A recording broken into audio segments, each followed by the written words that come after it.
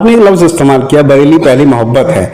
मोहब्बत एक आशिक की अपनी माशूका से होती है, एक सिपाही की अपने मुल्क से होती है, वैसे हर इंसान की, हर हिंदुस्तानी की अपने मुल्क से होती है।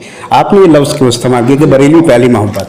बहुत अच्छी बात है। बरेली एक्चुअली कोई भी ऐसी चीज़ करने से जिससे इंसान को खुशी मिले, आनंद हो, उसको ये एहसास हो कि आज मैं बहुत खुश हूँ। जैसे आप अपनी महबूबा से मिलके आते हैं तो उस दिन शाम में दिल गदगद रहता है, थोड़ा मुलायम रहता है, गुलाबी माहौल सा रहता है, आप खुश रहते हैं। आप किसी भी अपने दोस्तों से मिलके आते हैं तो आपको अच्छा लगता है, शाम आपकी अच्छी बीतती है, आपको उनकी हंसी मजाक, आपका मजाक उड़ाया वो। तो बरेली शहर ने मुझे एक तो सबसे बड़ी बात मौका दिया एक कार्डिक सर्जरी करने का।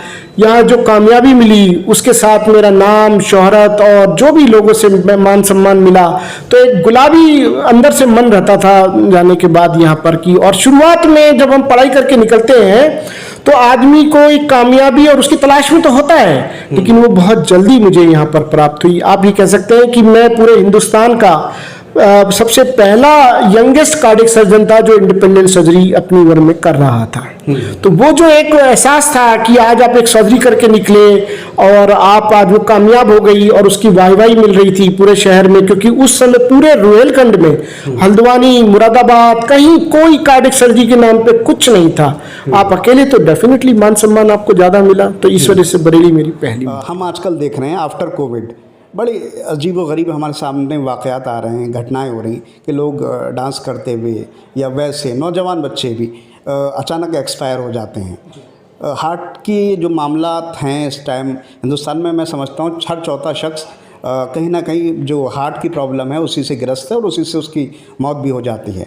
दो एक साथ सवाल हैं कि आफ्टर कोविड क्या कुछ आप बदलाव देखते हैं, और हार्ट की जो मरीज़ हैं वो क्यों इतने बढ़ रहे हैं, कहाँ पर कमी रह गई, हमारा जो मोटापा है, हमारी जो जीवन शैली है वो कितनी जिम्मेदार है? बहुत अच्छा सवाल है ये। एक्चुअली जब तक हम किसी भी समस्या की जड़ में नहीं जानेंगे कि ऐसा हुआ क्यों, हम उसकी परमानेंट इलाज नहीं खोज सकते। बाईपास पे ही मैं आता हूँ, तो बदलाव क्या देखते हैं, तब्दीली क्या आ गई है पहले के मुकाबले और आज के मुकाबले, और बाईपास सर्जरी आज के टाइम में कितनी कामयाब है, कितनी एडवांस हो चुकी है? जी, बहुत बढ़िया सवाल है। अक्सर ये कहते हैं कि बाईपास तो तब भी और अब भी है, लेकिन एक तो सबसे बड़ी बात मैं ये कहूँगा कि पहले में मान लीजिए मुझे कोई सर्जरी करने में 8 घंटे लगते थे, आज मशीनों की मदद से प्लस तजुर्बे की एक्सपर्टाइज होने की वजह से हमारे को सर्जरी 4 से 5 घंटे में हो जाती है। सर्जन और कार्डियोलॉजी जो डीएम कार्डियो होता है उसमें अंतर क्या है, बेसिक अंतर क्या है? क्योंकि सर्जरी की बहुत सारी ब्रांचें हैं, हम चाहते हैं उसी से शुरुआत करें। देखिए, कार्डियोलॉजी जो है बेसिकली एक किसी मरीज को हार्ट अटैक आया, उसका फर्स्ट एड देना, एंजियोग्राफी करना, एंजियोप्लास्टी स्टेंट डालना, कोई दिल में छेद हो जो आजकल लेटेस्ट टेक्निक्स हैं वो डिवाइस में करना, ये सब है। और ये भी एक हाई एंड ब्रांच है। लेकिन कुछ इस तरह का सिस्टम गवर्नमेंट सिस्टम है कि अगर 4 सीटें डीएम की हैं जिनसे कार्डियोलॉजिस्ट बनता है, तो एक ही सीट जो है कार्डिक सर्जन की है। उसके बाद कार्डियोलॉजिस्ट बहुत जल्दी अवसर प्राप्त करता है इंडिपेंडेंट अपनी प्राइवेट में प्रैक्टिस करने का। वहीं सर्जन जो है वो और 5 साल लगाता है। तो अगर रेशो जब 4:1 का है और 5 साल के बाद वो प्रैक्टिस में आया, तो ये रेशो लगभग 16:1 में हो जाता है, मतलब 16 कार्डियोलॉजिस्ट पर 1 सर्जन। तीसरी बात, इसका जो ब्रांच है ये अकेली एक सिंगल आदमी की नहीं है, इसके लिए पूरी टीम चाहिए, परफ्यूजनिस्ट चाहिए, एनेस्थेटिस्ट चाहिए। जैसे कि जो एनेस्थेटिस्ट है वो भी हार्ट का उसको तजुर्बा होना चाहिए, जो पोस्ट ऑपरेटिव का स्टाफ है। ये ब्रांच में रिस्क बहुत ज़्यादा है as compare to other branches. तो इसके लिए एक पूरी टीम, ऑपरेशन से पहले उसका वर्कअप, ऑपरेशन के दौरान और ऑपरेशन के बाद, ये तीनों चरणों में जब तक आपकी एक्सपर्टाइज नहीं हो तो रिज़ल्ट हमें नहीं मिलता। और कार्डिक सर्जरी जो इसका डेवलपमेंट है, जैसे अगर हम बात करें कि जनरल सर्जरी ये 1857 में इसकी शुरुआत हो चुकी थी, लेकिन कार्डिक सर्जरी पहला सफल हृदय शल्य चिकित्सा लगभग 1955 में शुरू हुआ। आप समझ सकते हैं कि ये बिल्कुल रीसेंट और यंग ब्रांच है। और इसमें एक्सपर्टाइज होना, हाँ आने वाले समय में हो सकता है 20-25 सालों में ये एक आम ब्रांच हो जाए, लेकिन आज की तारीख में ये एक बहुत ही एक्सपर्टाइज, महीन और जटिल ब्रांच है और इसमें सक्सेसफुल होना बहुत मुश्किल काम है। जी जी। मैं अब यहाँ से शुरुआत करूँगा, आगे बढ़ाऊँगा बात को। बाईपास सर्जरी का जिक्र होता है, आपने 2009 के आसपास से शुरुआत करी या इससे भी 1-2 साल पहले, जो मेरी नॉलेज में है, और अब 2023 चल रहा है। आपने दौर बदलता हुआ देखा है, अपने इन्हीं हाथों से हर तरह की सर्जरी करी है। बाईपास पे ही मैं आता हूँ, तो बदलाव क्या देखते हैं, तब्दीली क्या आ गई है पहले के मुकाबले और आज के मुकाबले, और बाईपास सर्जरी आज के टाइम में कितनी कामयाब है, कितनी एडवांस हो चुकी है? जी, बहुत बढ़िया सवाल है। अक्सर ये कहते हैं कि बाईपास तो तब भी और अब भी है, लेकिन एक तो सबसे बड़ी बात मैं ये कहूँगा कि पहले में मान लीजिए मुझे कोई सर्जरी करने में 8 घंटे लगते थे, आज मशीनों की मदद से प्लस तजुर्बे की एक्सपर्टाइज होने की वजह से हमारे को सर्जरी 4 से 5 घंटे में हो जाती है। दूसरा, जो पहले एक समाज में एक थी कि कार्डियक सर्जरी, उसका एक डर था, वो डर लोगों में बहुत कम हुआ है। अब आज की तारीख में मैं महसूस करता हूँ कि लोग इसके लिए दिल्ली नहीं, बरेली में अगर ये सुविधा उपलब्ध है तो वो कराना चाहते हैं। तीसरा, इसमें जो डिफरेंट टेक्निक्स है, पहले अगर बाईपास करते थे तो वो ज़्यादातर उसमें वेन ग्राफ्ट यूज़ करते थे, आर्टरी ग्राफ्ट नहीं यूज़ कर सकते थे। इन कई सालों में आर्टरी ग्राफ्ट का चलन बहुत ज़्यादा बढ़ा है। आर्ट्रियल ग्राफ्ट के अंदर फ़ायदा ये होता है, उसकी लाइफ वेनस ग्राफ्ट से करीब 4 गुना ज़्यादा होती है। मतलब अगर किसी को हमने वेन ग्राफ्ट लगाया तो आने वाले 7 से 10 सालों में मरीज की नसें ब्लॉक हो जाएंगी और दोबारा उसको एंजियोग्राफी की या किसी दोबारा बाईपास की या दोबारा छल्ले की आवश्यकता पड़ेगी। जैसे आप समझ सकते हैं कि हमारे पूर्व प्रधानमंत्री आदरणीय मनमोहन सिंह जी का एक बार बाईपास हुआ, फिर दोबारा में उनके छल्ले पड़े, फिर तीसरी बार में फिर बाईपास हुआ। तो वो उनका ये रीज़न था कि जो नसें इस्तेमाल की गई थी वो आर्ट्रियल नहीं थी।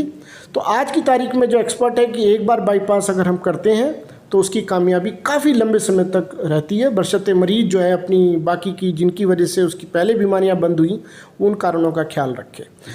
अब जो एक डर है जिसे कहते हैं समाज में, एक टीम में, एक अस्पताल में, वो डर अब बहुत कम हो चुका है। पहले एक बाईपास का रिस्क लगभग आप ये माने कि हम 50-50% बोलते थे, आज की तारीख में बाईपास की कामयाबी लगभग 98% तक जा चुकी है। हमारे यहाँ पे जो बरेली के अंदर में हम लगभग 98 से 99% की कामयाबी के साथ सफल ऑपरेशन कर रहे हैं। जी जी। मैं अब दूसरी बात समझना चाहता हूँ, क्योंकि जनता की आवाज़ होती है मीडिया, वहीं से एक सवाल उठता है, ओपन हार्ट सर्जरी बड़ा अजीब लोगों में जहनियत है, सोच है कि ओपन हार्ट सर्जरी का दिल निकाल देते हैं। हम चाहते हैं कि हम एक आज नई शुरुआत करें, नए दिन भी है, तो ओपन हार्ट सर्जरी का वाकई मतलब क्या है, और क्योंकि आपने बदलता हुआ दौर देखा है, आज के टाइम में कितनी आसान है और बरेली में किस तरह की फैसिलिटी आप मुहैया करा पा रहे हैं? देखिए, ओपन हार्ट सर्जरी का ऐसा कोई ऑपरेशन नहीं है आज की तारीख में जो बरेली शहर में संभव नहीं है। आप ये मान के चलें कि अगर जितने भी तरह की जटिल ऑपरेशंस हार्ट में होते हैं उसमें से 98% ऑपरेशंस जो हैं उसमें गंगाशील और उसकी टीम पूरी सक्षम है और वो कर सकती है। उसके लिए मैं आपने ओपन हार्ट सर्जरी के लिए बात करी। आप ये एक हार्ट का मॉडल है, नसें जो होती हैं वो इसके ऊपर होती हैं। अगर ये ब्लॉकेजेस होती हैं तो बाईपास इसके ऊपर ही ऊपर जो होता है उसको बाईपास कहते हैं। दूसरा जो लेटेस्ट टेक्निक थी जो पहले मैं बताना भूल गया था कि पहले हार्ट को अरेस्ट करके बाईपास किया जाता था, आज की तारीख में बीटिंग हार्ट सर्जरी में मतलब हार्ट धड़कता रहेगा और बाईपास सर्जरी हो जाएगी, उससे रिकवरी बहुत फास्ट होती है। जब कभी भी हमें ऐसा कोई काम करना पड़े कि हार्ट को हमें खोलना पड़े, उसके अंदर में जो वैल्व्स हैं उनको रिप्लेस करना पड़े, कोई दिल में छेद हो उसे रिप्लेस करना पड़ा, इस सर्जरी को ओपन हार्ट सर्जरी कहा जाता है। अगर हमें हार्ट को ओपन नहीं करना पड़ रहा है तो उसको सिंपल बाईपास सर्जरी कहते हैं, और हार्ट को अगर हमें ओपन करना पड़ा है तो उसे ओपन हार्ट सर्जरी करते हैं। ये पहले बड़े ऑपरेशन से होती थी, अब हम 4 इंची के इंसिजन से भी ऑपरेशन कर सकते हैं। हमारे पास जो मशीनें, जो टेक्निक्स वो सब डेवलप हैं। आज की तारीख में एक नॉर्मल सर्जरीज़ का रिस्क भी सिर्फ 1% रह गया है, 99% कामयाबी है। सर्जरी पर बहुत सारी और भी चीज़ें हैं जिस पर हम बात कर सकते हैं, लेकिन क्योंकि इंटरव्यू लंबा हो जाएगा, भविष्य में आपकी इजाज़त से और करेंगे। लेकिन मैं 1-2 चीज़ें और पूछना चाहता हूँ। हम आजकल देख रहे हैं आफ्टर कोविड बड़ी अजीब-व-गरीब हमारे सामने वाक़यात आ रहे हैं, घटनाएं हो रही कि लोग डांस करते हुए या वैसे नौजवान बच्चे भी अचानक एक्सपायर हो जाते हैं। हार्ट की जो मामलात हैं इस टाइम हिंदुस्तान में, मैं समझता हूँ हर चौथा शख्स कहीं ना कहीं जो हार्ट की प्रॉब्लम है उसी से ग्रस्त है और उसी से उसकी मौत भी हो जाती है। दो एक साथ सवाल हैं कि आफ्टर कोविड क्या कुछ आप बदलाव देखते हैं, और हार्ट के जो मरीज़ हैं वो क्यों इतने बढ़ रहे हैं, कहाँ पर कमी रह गई, हमारा जो मोटापा है, हमारी जो जीवन शैली है वो कितनी जिम्मेदार है? बहुत अच्छा सवाल है ये। एक्चुअली जब तक हम किसी भी समस्या की जड़ में नहीं जानेंगे कि ऐसा हुआ क्यों, हम उसकी परमानेंट इलाज नहीं खोज सोच सकते। डेफिनेटली जीवन शैली एक बहुत बड़ा फैक्टर है। आज की तारीख में लोगों का खान पान, जैसे पहले ज़माने में हम बात करें, हमारे दादाजी या हमारे परदाजी 90 साल की उम्र तक, 95 साल तक बिल्कुल नॉर्मल थे। अगर आप उनकी खान पान में देखेंगे, शाम के सूर्यास्त के बाद वो लोग भोजन नहीं करते थे। Early to bed early to rise, जो पुरानी बातें जो किताबों में 5वीं क्लास तक के बच्चों को सिखाई जाती हैं, बहुत सारी चीज़ें हैं कि सुबह का सूरज का देखिए, उसको प्रणाम कीजिए। वो सब बेसिकली मतलब ये है कि आप जल्दी सोइए और जल्दी उठिए। दूसरा, व्यायाम। पहले ज़माने में अगर आप देखें कि पूजा करने के लिए इंसान नदी में जाता था, कोई भी अगर उसे करना है, तर्पण करना है, वो बेसिकली उसका उद्देश्य क्या होता था, इस बहाने वो नदी तक जाता था तो उसकी एक एक्सरसाइज हो जाती थी, एक मॉर्निंग एंड इवनिंग वॉक हो जाती थी। तो एक्सरसाइज बहुत ज़रूरी है। तीसरा क्या था कि हमारी ज़रूरतें बहुत कम थी। हम घर में अगर मान लीजिए किसी के 3 ड्रेस हैं तो उसी में काम चल जाता। आज की तारीख में ज़रूरतें बहुत बढ़ गई हैं, तो दिमाग का जो स्ट्रेस है वो बढ़ गया है। आज जो अगर हम बात करें कि smoking and chronic stress and diabetes, ये 3 मेजर फैक्टर हैं। बट कई मरीज मेरे ऐसे भी हैं जो स्मोकिंग भी नहीं है और डायबिटीज़ भी नहीं है, तो उनमें हमने देखा कि क्रॉनिक स्ट्रेस, एक चिंता, किसी भी चीज़ को लेकर, पारिवारिक समस्याओं को लेकर, व्यापार को लेकर, किसी भी एक लोगों की फितरत होती है कि मुझे सुबह 6 बजे ट्रेन में जाना है, 3 बजे से उठ के बैठ गए और स्टेशन पहुंच गए 4 बजे।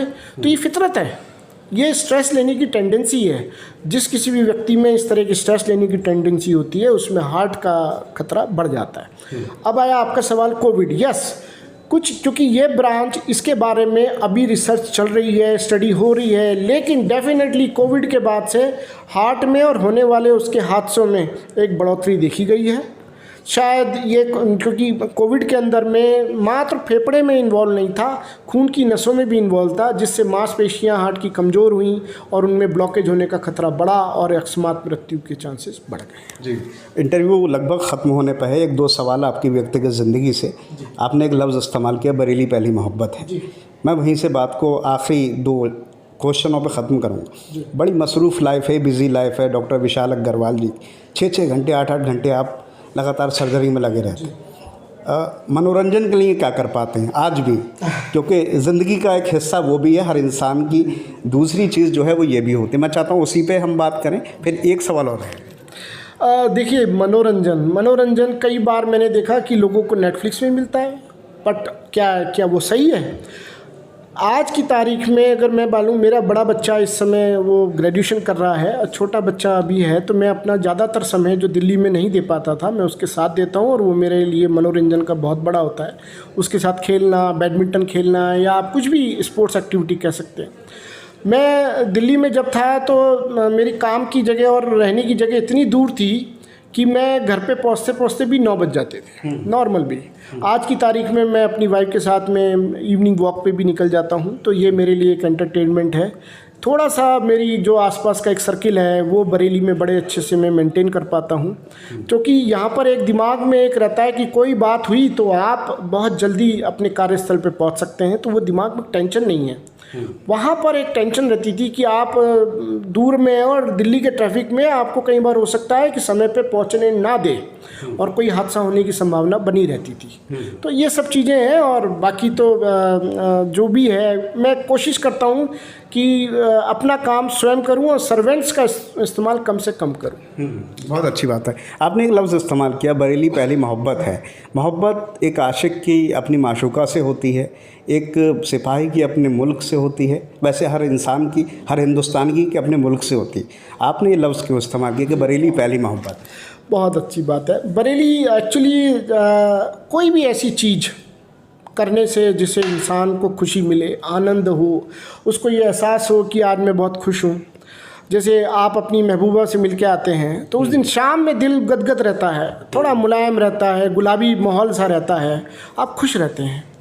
आप किसी भी अपने दोस्तों से मिलके आते हैं तो आपको अच्छा लगता है, शाम आपकी अच्छी बीतती है, आपको उनकी हंसी मजाक, आपका मजाक उड़ाया वो। तो बरेली शहर ने मुझे एक तो सबसे बड़ी बात मौका दिया एक कार्डियक सर्जरी करने का।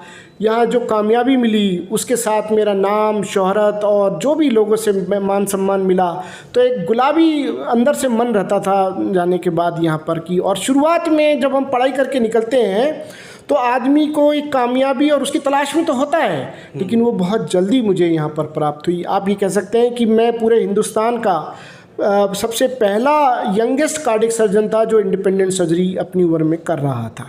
तो वो जो एक एहसास था कि आज आप एक सर्जरी करके निकले और आप आज वो कामयाब हो गई और उसकी वाहवाही मिल रही थी पूरे शहर में, क्योंकि उस समय पूरे रुहेलखंड में हल्द्वानी, मुरादाबाद, कहीं कोई कार्डियक सर्जरी के नाम पे कुछ नहीं था।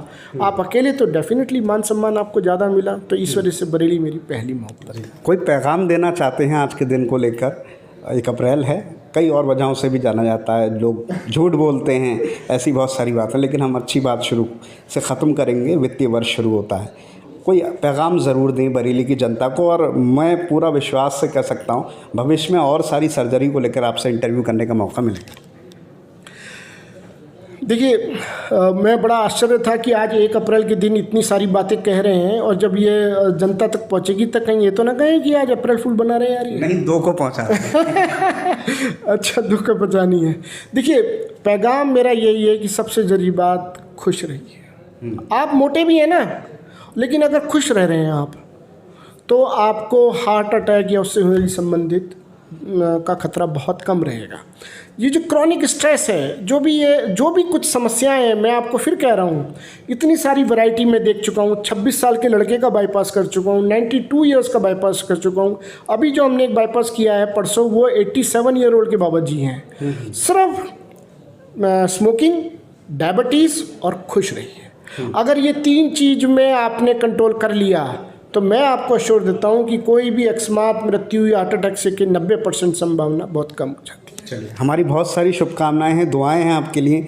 आपके हाथ में जो भी केस आए वो कामयाबी की बुलंदी हासिल करे और आप इंसानी जो ज़िंदगी है कीमती, उसकी हिफाजत कर सकें, उसे बचा सकें। बहुत सारी शुभकामनाएं। शुक्रिया आपका सब लोग। तो हमारे साथ थे डॉक्टर विशाल अग्रवाल जी, जिन्होंने हल्के फुल्के मिजाज पे भी तमाम बात की, साथ में जो सर्जरी की जो तब्दीली आ गई है आज के टाइम में उसका भी जिक्र किया।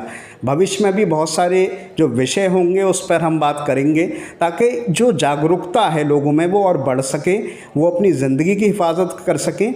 उन्होंने ये भी बताया कि हम सर्जरी पर तो बाद में बात करें, अपनी जो जीवन शैली है उसका जिक्र करें, उसको बेहतर करें, स्मोकिंग से बचें और भी कुछ चीज़ें, खुश रहें, सबसे बड़ी बात। तो ये सब चीज़ें विषय हैं, यकीनन उनकी जो मौजूदगी है वो बरेली के लिए बड़े गौरव की बात है।